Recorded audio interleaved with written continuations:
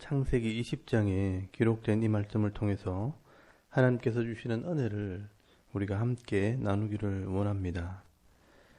오늘 창세기 20장에는 아브라함의 믿음에 대해서 다시 한번 확인하는 내용이 기록이 되어 있습니다. 이 아브라함은 믿음의 조상이라고 하지만 처음부터 대단한 사람은 아니었다는 것입니다. 이 아브라함도 우리와 별반 다를 게 없는 사람이었습니다. 이 아브라함이 천국에서 들으면 좀 기분 나쁘겠지만 사실입니다. 하나님께서는 이 아브라함의 믿음 없는 모습을 일부러 드러내고 있는 것입니다. 왜 이렇게 아브라함의 연약한 모습을 성경에 기록해 놓았느냐? 우리도 가능성이 있다는 것을 보여주시기 위해서입니다. 오늘 본문에 보시면 아브라함은 100세가 되었고 사라는 90세가 되었습니다. 하나님께서 너에게 아들을 주겠다 언약하셨지만 아브라함도 웃었고 사라도 웃었습니다. 두 번의 언약식을 했고 100세가 된 사람이 어찌 자식을 낳으리요? 내가 늙었는데 이제 무슨 낙이 있겠는가 하면서 믿지 않았습니다. 머릿속에서는 믿는데 실제 삶 속에서는 하나님을 믿고 사는 게 쉽지 않습니다. 그래서 오늘 창세기 20장에는 이 아브라함이 또 세상 속에서 어려움을 당하게 될 때 하나님을 믿고 의지하기보다는 세상적인 방법을 먼저 생각을 한다는 것입니다. 여러분, 오늘 본문의 아브라함은 마므레라고 하는 지역에 있다가 네게브, 즉 남방 지역으로 이동을 하다 그랄이라는 지역에 머물게 됩니다. 여러분, 이 마므레라는 지역은 헤브론에서 북쪽으로 3km 위에 있는 산지 지역입니다. 그래서 그때 비가 오지 않고 기근이 왔기 때문에 남쪽에 있는 그랄이라는 이방인 지역으로 이동을 하게 됩니다. 그런데 여기서 아브라함은 두려움을 느끼게 되고 하나님에 대한 신뢰가 무너지면서 또 자기 아내를 여동생이라고 속이고 그 아내를 달라는 그랄 왕에게 아내를 줘버립니다. 여러분, 아무리 당황스럽고 힘들어도 그렇지 어떻게 자기 아내를 다른 나라 왕에게 줄 수 있습니까? 이런 모습을 볼 때 여전히 아브라함은 전적으로 하나님을 의지하거나 신뢰하는 마음이 없다는 것을 알 수가 있습니다.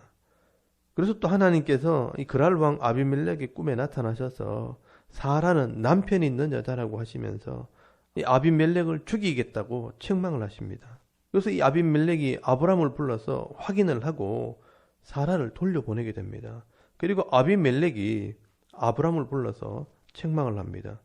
여러분, 9절 말씀해 보시면 아비멜렉이 아브라함을 불러서 그에게 이르되 네가 어찌하여 우리에게 이렇게 하느냐? 내가 무슨 죄를 네게 범하였기에 네가 나와 내 나라가 큰 죄에 빠질 뻔하게 하였느냐?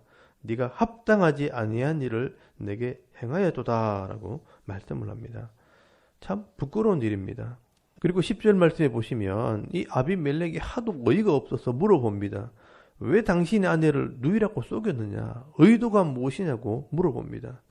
그때 아브라함이 대답하기를 11절 말씀해 보시면 이곳에서는 하나님을 두려워함이 없으니 내 아내로 말미암아 사람이 나를 죽일까 생각하였음이요 라고 말씀을 합니다. 여러분, 이게 아브라함의 믿음입니다.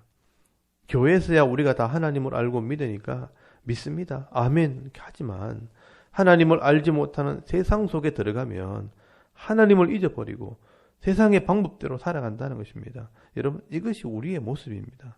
이런 모습을 보면 아브라함도 우리와 다를 것이 없습니다. 그런데 놀라운 것은요, 이런 믿음도 없고 아내 사랑할 줄도 모르고 자기 살자고 아내를 버리는 이런 무책임한 사람을 하나님께서 지켜주십니다. 왜냐하면 하나님께서 약속하셨기 때문입니다. 내가 너를 통해 큰 민족을 이루겠고 너를 통해 하나님의 나라를 이루시겠다고 약속했기 때문에 하나님께서는 이런 아브라함을 믿음의 사람으로 만들어 가시는 것입니다. 여러분, 이 믿음 없는 아브라함을 위해 누가 일하시느냐? 하나님께서 직접 일하십니다.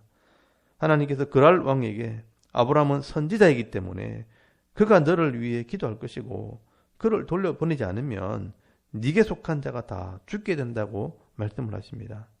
여러분, 7절 말씀해 보시면 이제 그 사람의 아내를 돌려보내라. 그는 선지자라. 그가 너를 위하여 기도하리니 네가 살려니와 네가 돌려보내지 아니하면 너와 네게 속한 자가 다 반드시 죽을 줄 알지니라 라고 말씀을 하십니다. 여러분, 아브라함이 선지자라고 말씀하시면서 아브라함이 기도해야 너희들이 살게 된다고 말씀을 하는 겁니다. 실제로 이 아비멜렉의 집에도 자식이 없었습니다.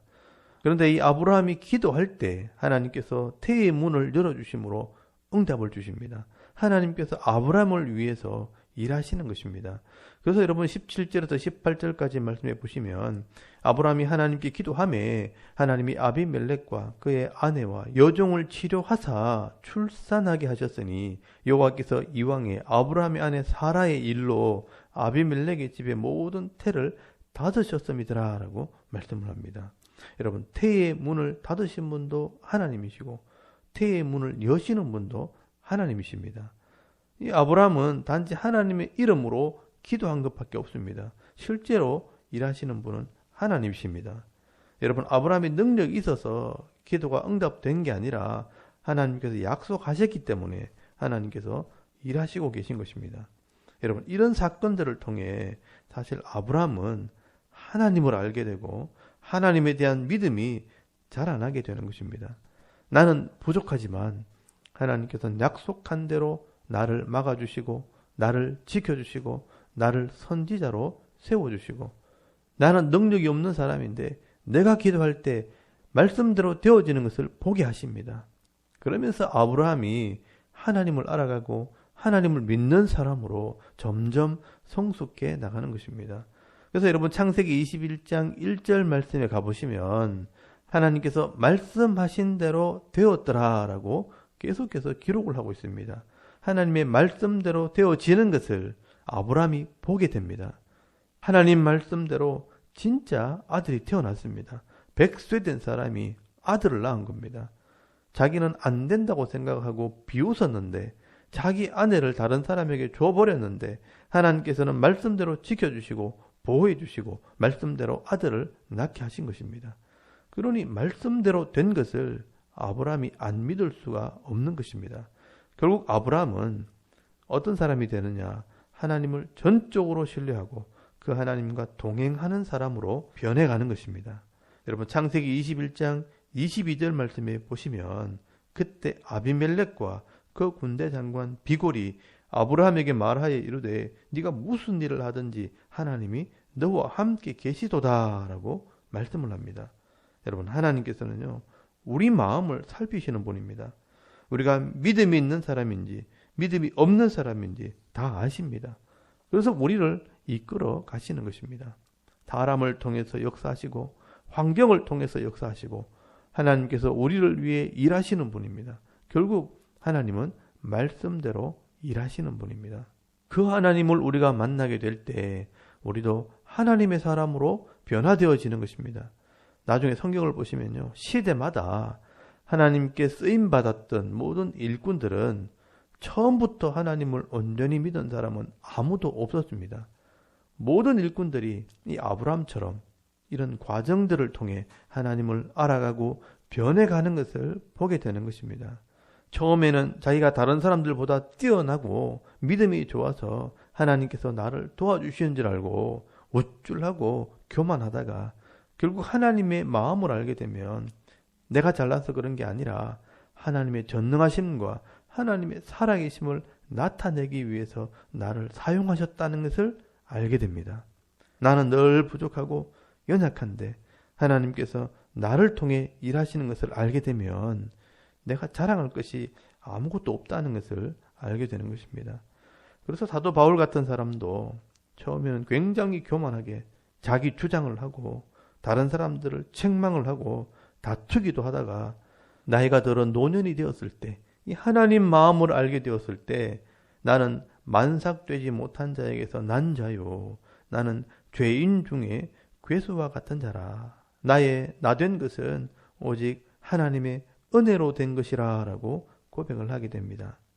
내가 능력이 있는 것이 아니라 내게 능력 주시는 자 안에서 내가 모든 것을 할 수 있게 된 것이라고 고백을 하는 그런 믿음의 사람으로 변화되는 것입니다. 여러분 요한 같은 사람도 그의 별명이 우레의 아들입니다. 마음이 안 들면 천둥같이 소리치면서 화를 냈던 사람이었습니다. 그렇게 성격이 급하고 화를 내던 이 사람이 하나님을 깊이 알아갈수록 하나님의 사랑을 깨닫게 되어지고 하나님의 마음을 알게 되었을 때 사랑의 사도로 변화되어집니다. 하나님이 세상을 이처럼 사랑하사 독생자를 주셨으니 이는 저를 믿는 자마다 멸망하지 않고 영생을 얻게 하려 하심이라. 이 하나님의 사랑을 깨닫게 되면서 이 요한은 하나님의 사랑을 전하는 사람이 된 것입니다. 하나님께서 우리를 이같이 사랑하셨으니 우리가 서로 사랑하는 것이 마땅하도다 하면서 하나님의 사랑을 전하는 사랑의 사도가 된 것입니다. 여러분, 나도 이 아브람처럼 늘 하나님을 잊어버리고 세상을 의지하는 사람이지만 하나님께서 나를 하나님의 백성으로 불러주셨다는 것을 기억하시고 이 하나님의 이름을 위해 나를 끝까지 끌고 가신다는 것을 여러분 믿으시고요. 하나님만 바라보는 은혜가 있기를 바랍니다.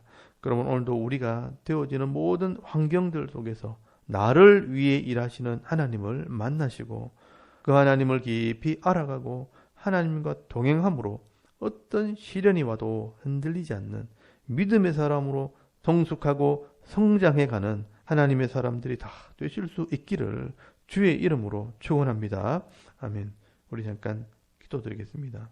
오늘도 믿음의 눈을 열어 하나님의 일하시는 것을 보게 하옵소서. 자기 자신을 위해 기도하시고요. 교회와 나라와 민족을 위해 기도해 주시고 또 개인의 기도 제목을 따라 기도하고 오늘 하루 삶을 또 시작할 수 있기를 바랍니다. 다 같이 우리 하나님께 한번 기도드리겠습니다. 살아계신 하나님 은혜를 감사합니다. 오늘도 이 아침에 하나님을 예배하게 하시고